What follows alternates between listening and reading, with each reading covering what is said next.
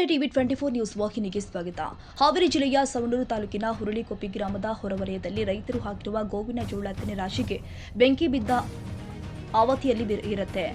ಹುರುಳಿಕೊಪ್ಪಿ ಗ್ರಾಮದ ಹೊರವಲಯದಲ್ಲಿ ಗದಿಗೆಪ್ಪ ಕಮಡೊಳ್ಳಿ ಇವರ ಪಾಳು ಜಮೀನಿನಲ್ಲಿ ಸುಮಾರು 10 ರಿಂದ 15 ಟ್ರ್ಯಾಕ್ಟರ್ 11 ಜನರ ರೈತರು ಶನಿವಾರ ದಿನದಂದು ದಿನಾಂಕ 20-12-2025 ಈ ದಿನ ಸೋಮವಾರಿಗೆ ಸವಣೂರು ತಾಲೂಕು ಹುರುಳಿಕೊಪ್ಪಿ ಗ್ರಾಮದ ಸರ್ವೆ ನಂಬರ್ 112/5 ಗದಿಗೆಪ್ಪ ಕಮಡೊಳ್ಳಿ ಇವರ ಪಾಳು ಜಮೀನಿನಲ್ಲಿ ಗ್ರಾಮದ ರೈತರು ನಿಂಗಪ್ಪ ಸಂದ್ಲಿ, ಯಲ್ಲಪ್ಪ ದಂಡಿನ, ಉಡಚಪ್ಪ ಅಜ್ಜನವರ, ಭೀಮಪ್ಪ ಸಂದ್ಲಿ, ಈರಪ್ಪ ಸಿದ್ದಕ್ಕನವರ್, ಕನಕಪ್ಪ ಹರಿಜನ್ ಹಾಗೂ ಇನ್ನು 5 ರಿಂದ 6 ಜನ ರೈತರ 10 ರಿಂದ 15 ಟ್ರ್ಯಾಕ್ಟರ್ನಷ್ಟು 11 ಜನ ರೈತರ ಗೋವಿನ ಜೋಳದ ರಾಶಿಗಳಿಗೆ ಆಕಸ್ಮಿಕವಾಗಿ ಬೆಂಕಿ ತಗುಲಿ ಸುಮಾರು 300 ರಿಂದ 400 ಕ್ವಿಂಟಾಲ್ 8 ರಿಂದ 9 ಲಕ್ಷ ರೂಪಾಯಿದಷ್ಟು ಸುಟ್ಟು ನುಕ್ಸಾನ್ ಆಗಿದೆ ಅಂತ ಸದ್ಯಕ್ಕೆ ತಿಳಿದು ಬರ್ತಾ ಇದೆ. ಬೇರೆ ಏನು ಜೀವ ಹಾನಿಯಾಗಿರೋದಿಲ್ಲ. ಸ್ಥಳದಲ್ಲಿ 2 ಅಗ್ನಿಶಾಮಕ ವಾಹನಗಳು ಬೆಂಕಿ ನಂದಿಸಿದ್ದು, ಅಲ್ಲದೆ ಮಾನ್ಯ ಜಿಲ್ಲಾಧಿಕಾರಿಗಳು ಹಾವೇರಿ ಎಸಿ ತಹಸೀಲ್ದಾರ್ ಸವಣೂರ ಪಿಎಸ್ಐ ಸಿಬ್ಬಂದಿ ಸ್ಥಳಕ್ಕೆ ಭೇಟಿ ಕೊಟ್ಟಿದ್ದು ಇರುತ್ತೆ. ಈ ಕುರಿತು ಸವಣೂರು ಠಾಣೆಯಲ್ಲಿ ಪ್ರಕರಣ ದಾಖಲಾಗುತ್ತೆ ಬಾಕಿ ಇದೆ.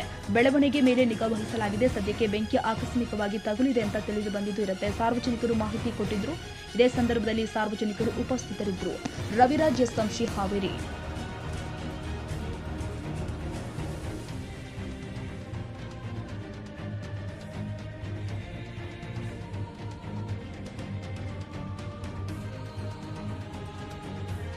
ಕನ್ನಡಿಗರ ಮೆಚ್ಚಿನ ನಿಮ್ಮ ಟಿವಿ 24 ಕನ್ನಡ ನ್ಯೂಸ್ ವಾಹಿನಿ ಇದೀಗ ಟಿವಿಯಲ್ಲಿ ಲಭ್ಯ.